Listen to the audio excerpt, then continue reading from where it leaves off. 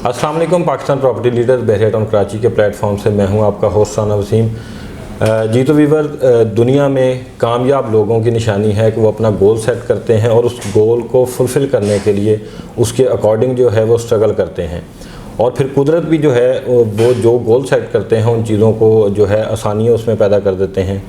तो आज हमारे साथ जो हस्ती मौजूद हैं, इन्होंने अपने बहरिया टाउन में आए, इन्होंने अपने गोल सेट किए, और आज अगर हम ये कहें कि बहरिया में जो top of the line builders हैं, आज इनका शुमार जो है वो उनमें है।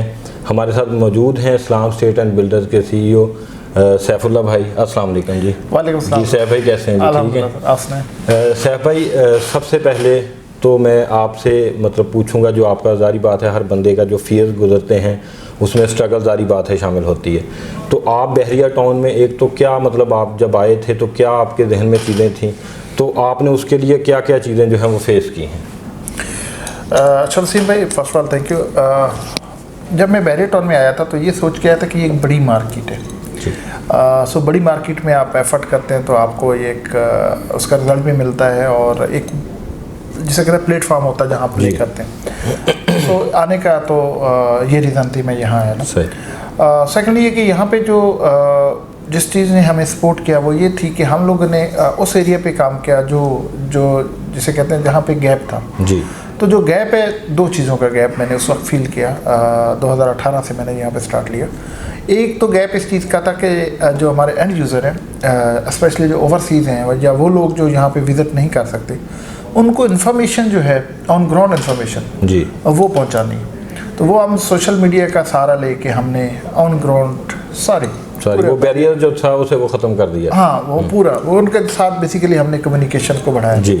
और एक एक चीज़ को हमने ऑन ग्राउंड जाके अपने सारे एंड यूज़र को विजिट कराया। एक तो वो गैप था जो एंड यूज़र के और यहाँ पे आप कह सकते हैं स्टेट एजेंट या बिल्डर के बीच में था, तो कोशिश की कि उसको कम से कम किया जाए।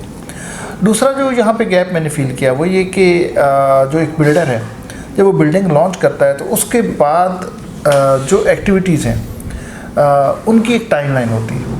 सो उस टाइमलाइन को डेफा से सेट करना और उन एक्टिविटीज़ को हर स्केल पे जाके उनका control and check and balance, और वो कंट्रोल चेक बैलेंस के साथ साथ उन एक्टिविटीज़ को अपने एंड यूज़र तक शो कराना कि हमने ये हमारा टाइमलाइन था, इस टाइमलाइन पे ये हमने एक्टिविटी की, और आज ये एक्टिविटी और नेक्स्ट एक्टिविटी फलां दिन को फलां एक्टिविटी जी। जो तो आपने मतलब जो आपने स्टेप्स जो उनके साथ मतलब आपने कमिटमेंट की। हाँ जी। अच्छा, उसमें एक हमें फ़ायदा क्या हुआ कि हमने बेसिकली जो एक्टिविटी शेयर करना शुरू की कस्टमर्स का, तो वो हमारे अपने ऊपर एक check and balance and control आ गया। फॉर एग्जांपल आज हमने डिगिंग की किसी प्रोजेक्ट की, तो हमने डिगिंग की वीडियो बनाई, सोशल मीडिया पे उसको लोगों तक पहुँचाया, और साथ में ये बताया कि देखें ये आज फलां डेट को हम 1 जनवरी को हमने आज डिगिंग की है और हम 30 जनवरी को इसकी राफ डालने जा रहे हैं।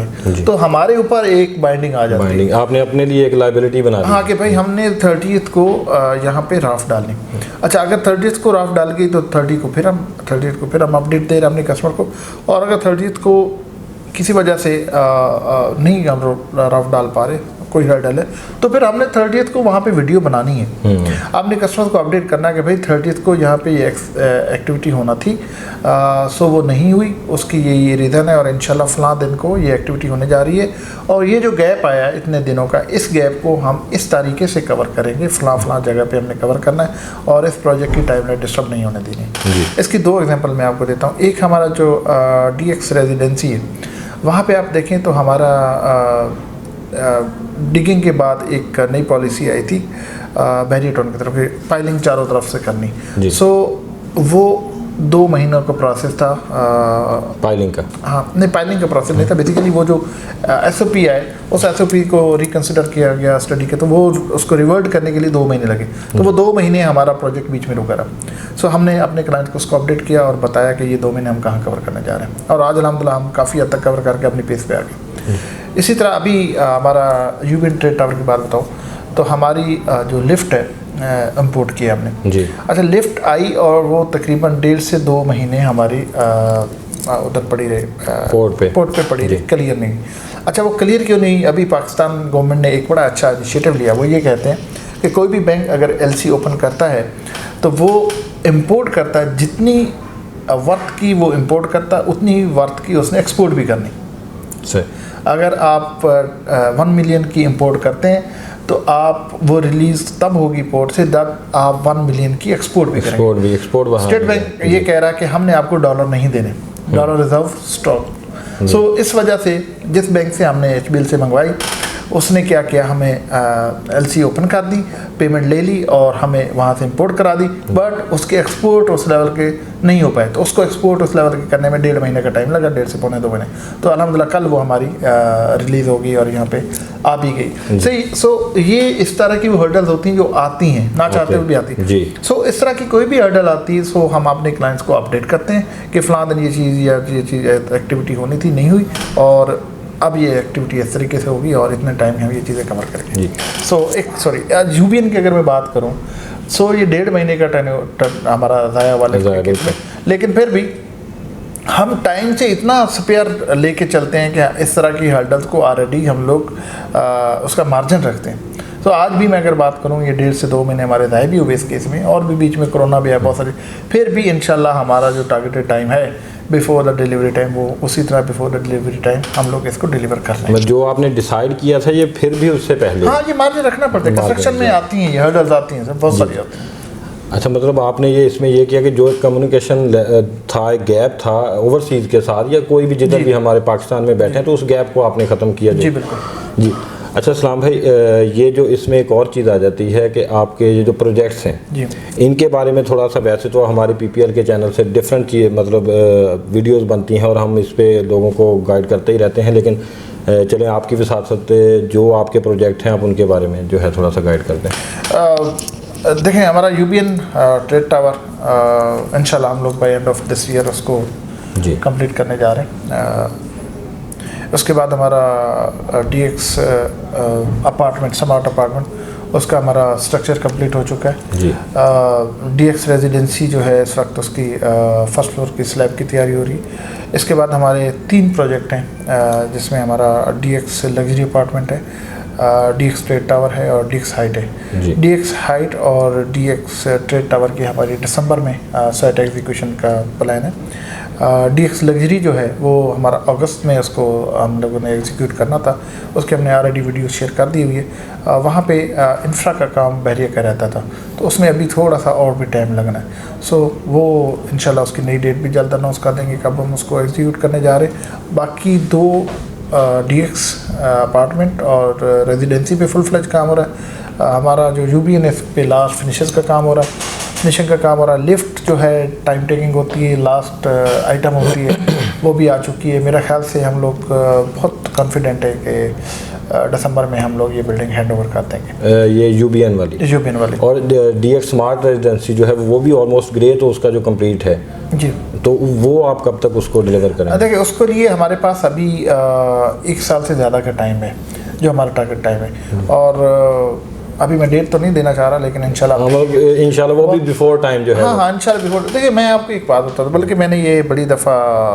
अपने बिल्डर बाकी दोस्तों से भी मैंने डिस्कशन भी की कि देखिए, बिल्डिंग को टाइमली कंप्लीट करने में बिल्डर के बहुत ज़्यादा फ़ायदे हैं जी। एंड यूज़र का शायद कम फ़ायदे हैं, बिल्डर के बहुत फ़ायदे। एक तो कॉस्ट इफेक्टिव, आपकी कॉस्ट जितना जल्दी बनाते हैं आप कॉस्ट कम से कम पड़ती है।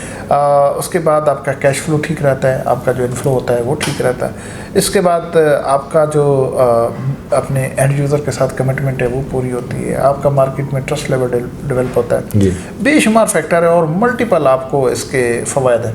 सो मैं उन्हीं पे चला, वही बात जो गैप है, ये गैप है। तो मैं समझता हूँ कोई और भी लोग काम कर रहे हैं, ये नहीं कि मैं कर रहा हूँ, सारे लोग कर रहे होंगे।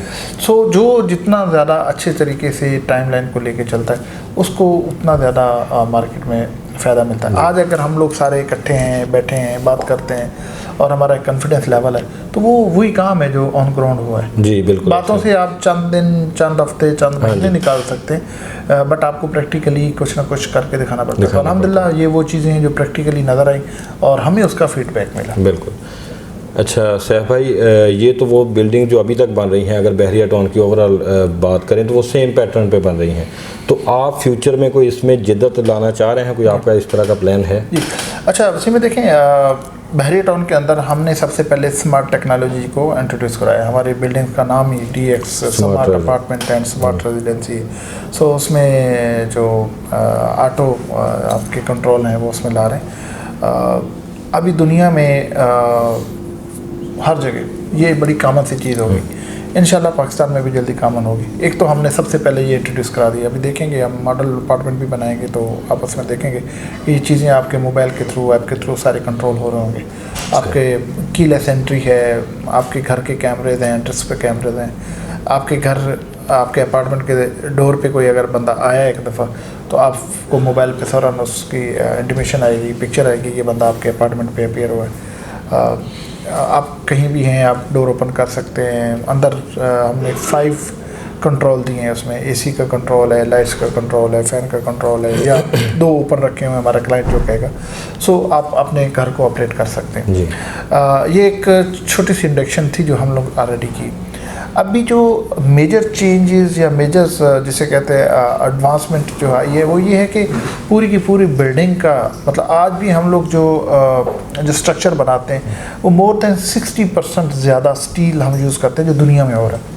फिर उसके बाद अब दुनिया में ये स्टील्स और ये कंक्रीट का स्ट्रक्चर जो जिसे कहते हैं ये अब डिलीट होता जा रहा है। अब इसकी जगह स्टील स्ट्रक्चर आ रहा है, फैब्रिकेशन आ रही है। ये बिल्डिंग जो सालों में बनती थी अब वो महीनों में और हफ्तों में और दिनों में बनना शुरू हो गई। फिर इन बिल्डिंग्स में स्टील स्ट्रक्चर है या फैब्रिकेशंस है या और बहुत सारी चीज़ें आ गई। तो इनमें क्या होता है कि फ्लेक्सिबिलिटी ज़्यादा है, वाइब्रेशन वगैरह को वो ज़्यादा बर्दाश्त कर सकते हैं।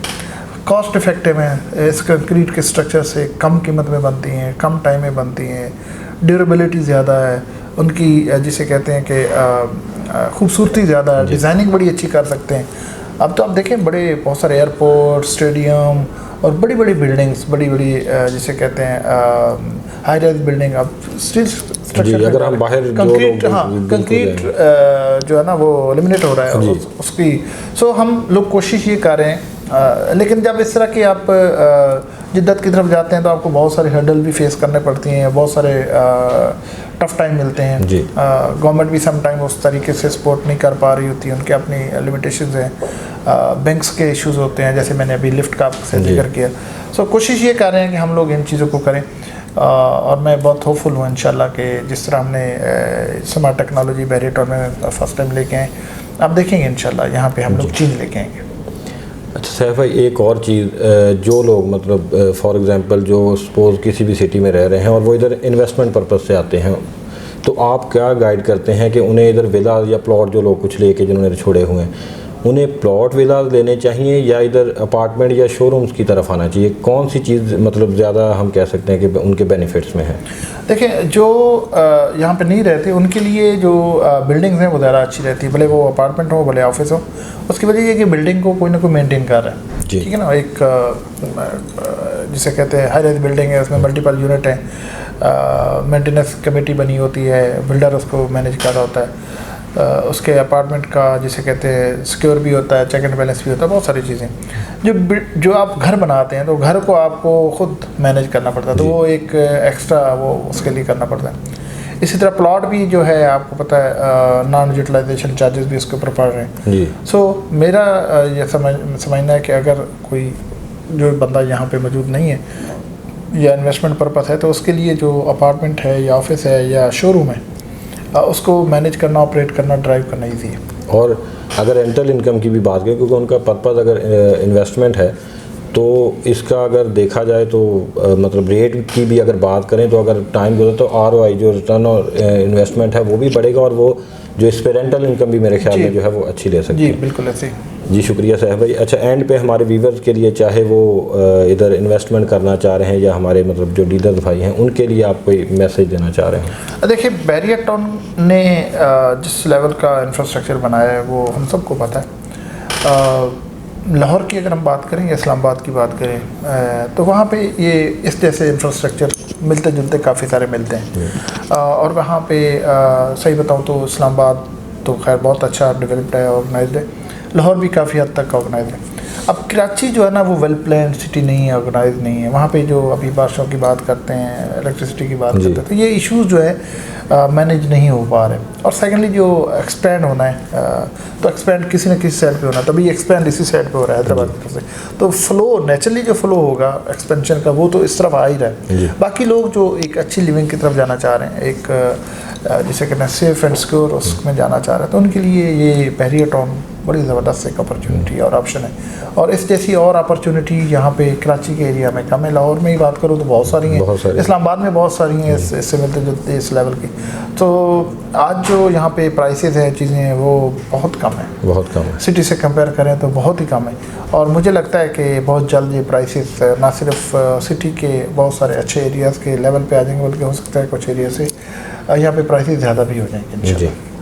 जी शुक्रिया सैफ भाई, थैंक यू सो मच। जी तो वीवर सैफ भाई ने बड़े अच्छे तरीके से जो है हमें अपने बारे में अपना जो मतलब इनके प्रोजेक्ट्स हैं बताया। बाकी ओवरऑल जो है हमारी जो डिस्कशन हुई, ड्रीम नेक्स्ट जो है इनके इस्लाम स्टेट एंड बिल्डर्स के जो प्रोजेक्ट हैं, आप इनके हवाले से या बहरिया टाउन कराची के हवाले से अगर आपकी कोई भी क्यूरी हो तो आप स्क्रीन पे दिए गए नंबर पे हमसे रब्ता कर सकते हैं। मुझे और सैफ भाई को इजाज़त दीजिए। अस्सलाम वालेकुम, शुक्रिया।